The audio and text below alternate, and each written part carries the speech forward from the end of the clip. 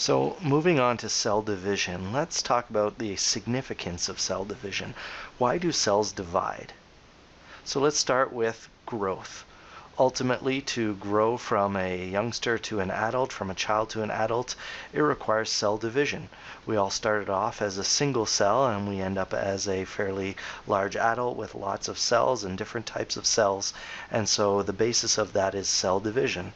The cells divide and continue to divide and we grow in size. Another aspect that's important is repair. When we get injured, our cells can divide in order to repair our body. Going back to the earlier example of growth, before we even start off as a baby, cell division occurs in order to produce sperm and eggs. And these are actually two different types of cell division that we're going to look at here, how we produce the sperm and the eggs versus how we undergo cell division in order to grow and repair ourselves. The two terms here are mitosis and meiosis that we need to distinguish between. So ultimately, mitosis is the type of division where we end up with identical cells. And so growth and repair are cells undergoing mitosis where we end up with the same DNA in each of the cells that is produced. Meiosis is the process that produces sperm and eggs involved in procreation. So let's take a look here at the structure of DNA. We've looked at it already, but just to go a little bit more in depth, we have DNA with the double helix and the base pairing, but within the nucleus, the DNA is actually wrapped around nucleosomes, proteins that allow for condensing of the DNA into ultimately a chromosome. And so we don't need to worry about each of the steps here, but know that DNA can be condensed down into a chromosome within a cell. We'll put that off to the side and we can look at what's called a karyotype. Karyotype is when we take all of the chromosomes that ultimately make up the DNA within a cell, and we look at them and we match each chromosome up, the chromosome that you ultimately got from your mother and a chromosome that you ultimately got from your father, and you actually have 23 pairs of chromosomes. You actually got one set of 23 from your mother and one set from your father. When we rank them in the karyotype here based on size, we can see that in the case of chromosome number 1, one of those chromosomes would be from this person's father and one would be from this person's mother. Another aspect we should define is looking at the karyotype here, we can see that there are 23 pairs, but pairs 1 through 22 are what are called autosomes. And then pair 23, in this case showing an X chromosome and a Y chromosome, are called sex chromosomes. We'll take a look at those in a moment in terms of determining male or female offspring and so on, but these are important terms to understand autosomes and sex chromosomes. One other aspect that we should look at is the chromosome itself, as shown down in the bottom. In the middle of the chromosome, there is a centromere that holds the chromosome, the two sides of the chromosome, together. That will become important when we move on to the next stage, which is looking at mitosis.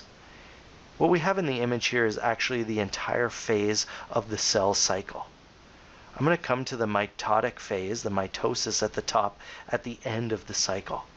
Let's imagine we have a cell that has just undergone mitosis, has just divided. The first phase that that cell goes into is the G1 phase.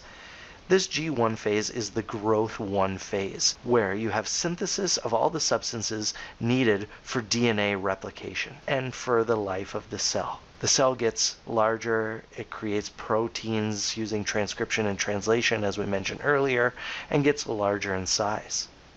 Eventually that cell will move into the S phase, where we have synthesis of the DNA, replication of the DNA, and we'll look into that in a little bit more detail here in a few minutes, but replication of the DNA so that you can then move into the G2 phase, where proteins are produced in order to prepare for mitosis. All of these three phases together are called interphase.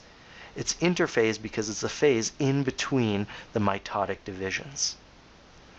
What happens then is this cell has synthesized its DNA, it's replicated its DNA, it has undergone growth, and now it moves into mitosis, of which there are 4 portions. There's prophase, metaphase, anaphase, and telophase. We're going to look at those more in depth in just a moment here, but it's important to note that our cells are not constantly dividing. We'll talk about some of the negatives of cells that may be constantly dividing in a few moments here. You can see that during mitosis or shortly after mitosis, a cell can move into the G0 phase. Basically what happens here is a cell will stop growing and it will not move into the S phase where there is synthesis of the DNA. So let's continue with mitosis and look at the various phases that make up mitosis. The first phase is prophase. What you can see here is that during prophase, we have a breakdown of the nucleus. The nucleus here is starting to break down so that we can actually take the replicated chromosomes, the replicated DNA, and split them into the 2 cells that are ultimately going to form. The second phase is metaphase, and we have the centrosomes that were originally beside each other have actually moved off to either side of the cell, and they form spindles, proteins that are going from the centrosomes out to the centromeres of the chromosomes. All the chromosomes line up at the equator of the cell, and then we move into anaphase, where the chromosomes actually split in half. One half of the chromosome, one sister chromatid it's called, moves into each side of the cell, and you can see the cell is actually starting to separate out.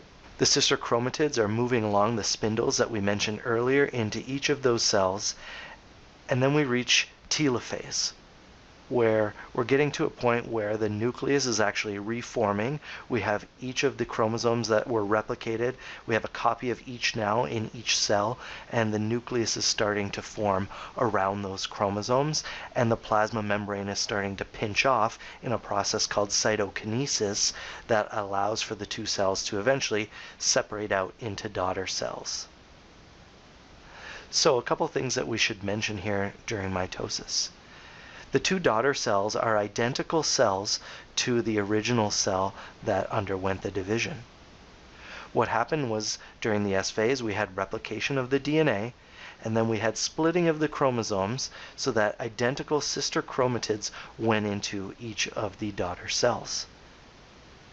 Ultimately, again, the daughter cells are identical to each other. They have all the same genetic information as the original cell. So this situation is a little bit different from meiosis.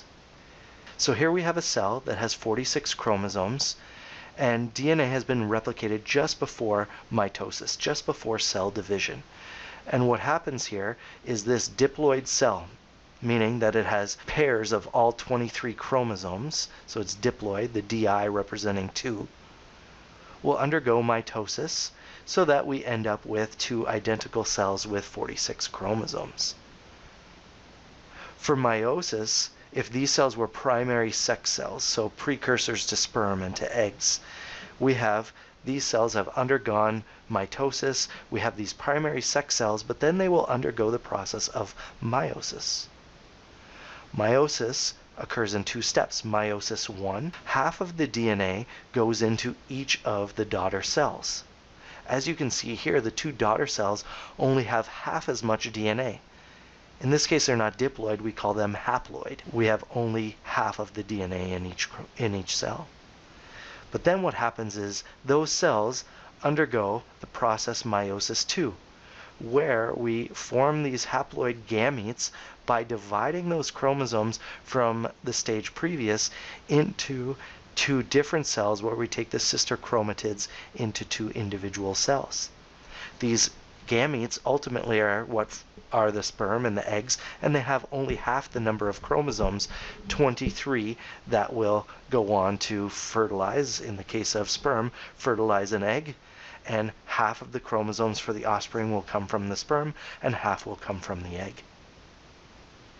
A few things to mention about meiosis that differ from mitosis is that in meiosis we end up with half the number of chromosomes, as we were just discussing, in each of the final cells. Because we undergo meiosis 1 and meiosis 2, we end up with 4 cells at the end as opposed to 2 daughter cells as we saw in mitosis. And in the end, the daughter cells in mitosis were identical to each other, but as you can see here, the cells are not identical to each other. And this is not just because of this division here, but there are other possible alignments of the chromosomes that allow for other sperm and other egg combinations here. So if we were to look at this example of the exact same chromosomes, but notice just prior to meiosis 1, the chromosomes happen to line up in a different order than they do in the original image that we looked at.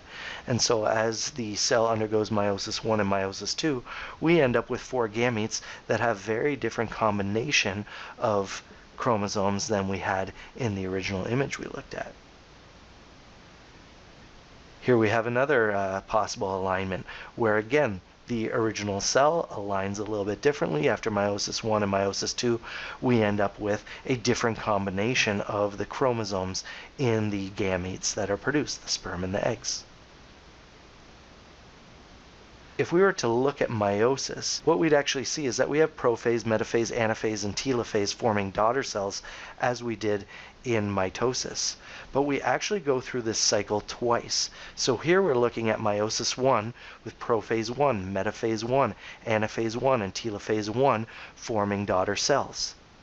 The differences here between meiosis and mitosis is that the daughter cells have half the amount of DNA as the original cell. On top of that, during prophase 1, we actually have crossing over of the chromosomes where the chromosome 1 from the mother and the chromosome 1 from the father in this person's DNA will actually interchange parts of their DNA. So maybe one arm of chromosome 1 from the mother's chromosome will mix with one portion of chromosome 1 from the father's DNA that was given to this person. And so we end up with a lot of mixing of DNA within prophase 1 here due to crossing over. But then those 2 daughter cells will actually undergo prophase, metaphase, anaphase, and telophase 2. Each of those cells will undergo that, forming 2 daughter cells, and that's why we end up with 4 gametes, 4 sperm or 4 eggs produced from each original cell. The nice part here is all the same steps occur. Prophase, metaphase, anaphase, and telophase, all the same steps we originally saw in meiosis 1 as well as mitosis are occurring. And so there's not a lot to memorize here. It's repeat of the same step. Other than that, there's no crossing over in prophase here. So in the end, if we have a male and female producing offspring, we end up with a mixture of their DNA because you're getting half your DNA from your mother, half from your father, because this process of meiosis is occurring. So let's look at one set of chromosomes here in regards to the sex of the offspring. So a male has an X and Y chromosome as his 23rd pair, and a female has X and X as her 23rd pair of chromosomes. When a male produces sperm, half of his sperm will have the X that he has in his DNA, and the other half will have the Y. For females, half of her eggs will have X, and the other half will have the other X chromosome. What will happen when the sperm and the egg meet is that there'll be any number of combinations of sperm that arrive with any number of combinations of eggs from the female. Each month the female only releases 1 egg, but every time she releases an egg it's slightly different from any other egg that she's produced. And so what would happen is if a male sperm with an X chromosome meets with a female egg, then we end up with a daughter, a female, because there's an XX chromosome for that 23rd pair. If the male sperm has a Y chromosome, it will again match with the X chromosome from the female's egg and produce a male offspring, a son.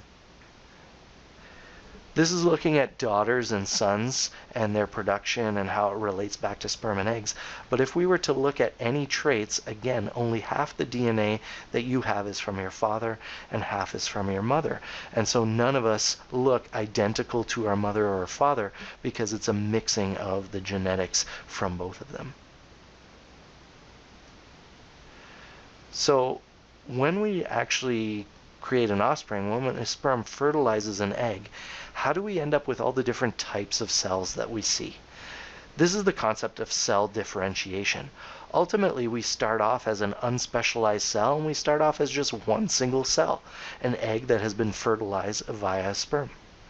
But in the end, we end up with all these different types of cells, neurons, red blood cells or various other blood cells, muscle cells, bone cells, epithelial cells. We're going to get into all those different types of cells later in the course, but as you can see here, they're very different from each other. And as you probably already know, they have very different functions from each other. How do we start off as that one unspecialized cell and then divide and divide and divide, but end up with these specialized cells? Again, it goes back to genetics. Which genes are we actually expressing in each of these cells that is being produced from the original unspecialized cells? It depends on which proteins are formed, which enzymes are causing which portions of the DNA to be expressed, and so on. Not all cells are expressing all portions of DNA. And so these specialized cells are different from each other because they're all expressing different genes that are found within the nucleus.